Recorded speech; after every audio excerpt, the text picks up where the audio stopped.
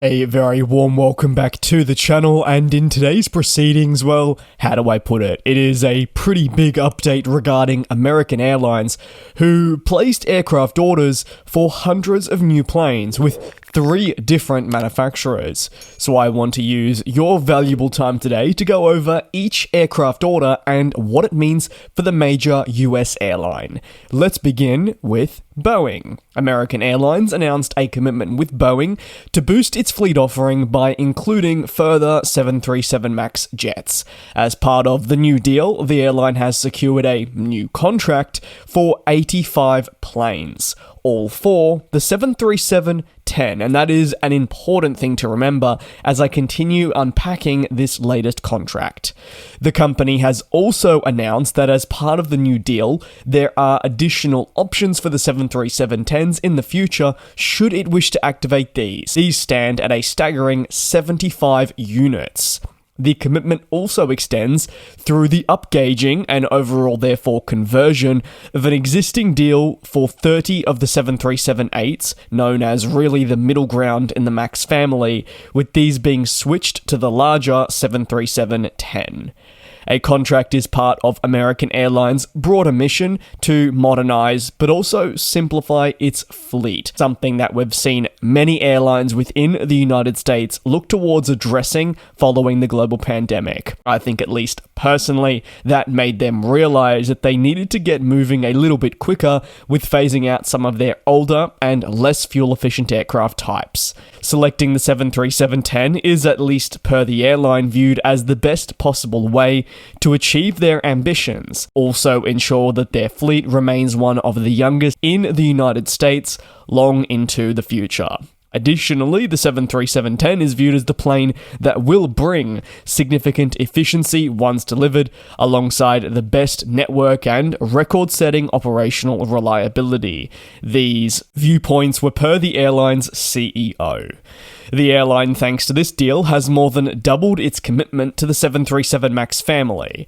Ultimately, this extends even further when we factor in all the available options that could be activated if demand sees fit. The 737-10 will work alongside the already flying and also upcoming deliveries of the 737-8s, with each variant set to offer something different for the airline. American Airlines adds the 737-8s will be best suited for its long-term growth strategy, with a keen eye on its domestic network, thanks to the larger capacity that the 737-10 offers, which, again, to confirm, can seat up to 230 passengers, means that several markets could benefit from the additional capacity that are within range thanks to the capabilities of this jet.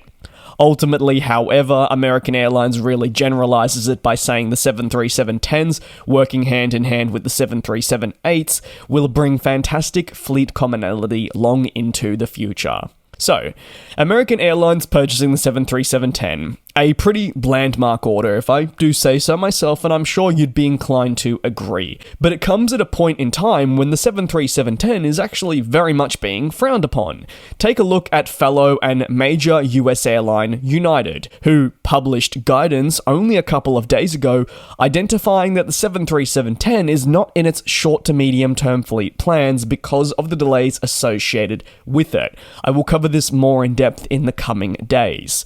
The 737-10 alongside the 737-7 remain 2 variants that are not certified and therefore are unable to fly with passengers on board. Additionally, and probably worse still, the aircraft types I've just touched on don't seemingly have a timeline for when they will be approved.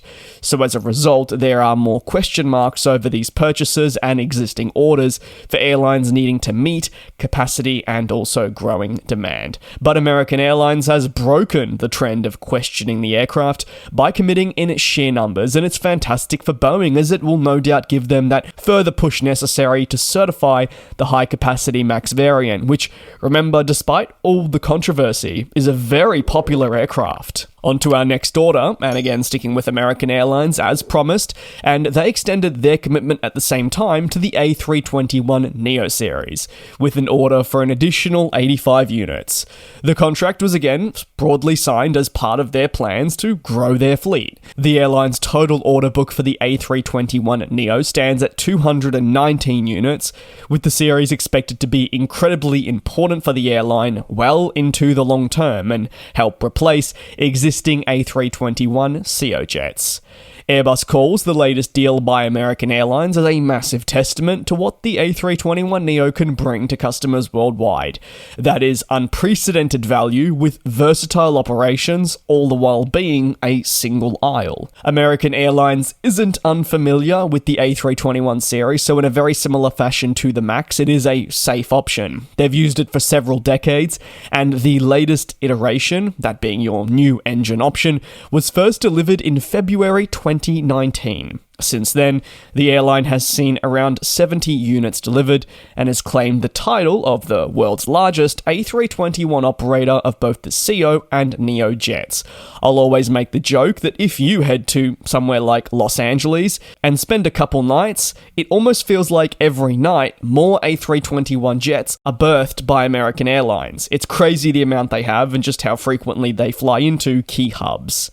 These A321 NEOs are in demand. Airbus has already seen more than 6,000 of the NEOs ordered, with the family actually being their best seller only last year.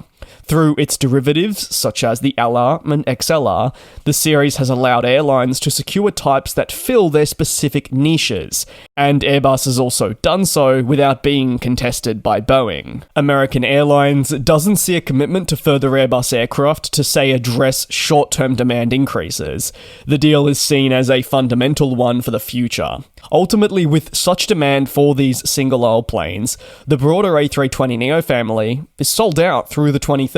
So for airlines that require a new aircraft, say in this time period, and haven't placed an order in advance, the leasing market alongside other means will be their best bet. However, if you're a major airline with funds and a fundamental forecast available that hypothetically will see you still around in 10 years, getting in the door now to ensure that you do have aircraft arriving for the next decade is absolutely huge. And American Airlines ultimately is not the only airline that we've seen adopt a similar mentality. Take a look at United, who also most recently increased their order book to prepare for the future and ensure that it has enough coverage when the 2030s roll around. Because if you don't, you're at risk of being left behind. On to the final order, American Airlines continued its boosting of its fleet by securing Embraer aircraft, and this one included up to 133 new aircraft, with 90 E175 aircraft, with purchase rights for an additional 43 to address domestic demand across the United States. Embraer says that such a deal is worth $7 billion at list price value, if options are included, but as I'm sure you know now, and if you don't, a little bit of a refresher for you, very rarely do airlines ever pay actual list price value, especially for, say, a repeat and long-time customer, such as American Airlines. They would have likely obtained a considerable discount, but that won't be publicly disclosed to us. American says these planes will be delivered from 2025 onwards and be kitted out with 76 seats. Try and remember the 76 seats. It will be important as I discuss why Embraer will be key for their future flying. These planes are going to be deployed across their regional operations and are set to benefit more customers in the United States. These dual-class jets will drive connectivity, but also increase reliability and customer satisfaction levels across the board. Thanks to the new purchase, even smaller markets will be within reach, as populations grow and cities do need better air connectivity. Remember how I said that the E175s are going to be kitted out with 76 seats?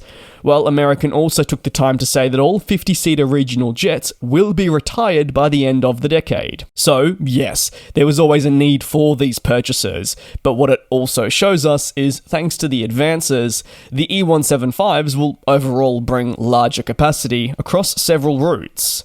If you have any thoughts on the absolutely mammoth order by American Airlines, you can let me know down below in the comments. Thank you so much for your support here on the channel. Do be be sure to take care and do also be safe. I will see you same place, same time tomorrow for a more typical aviation news recap, if you will.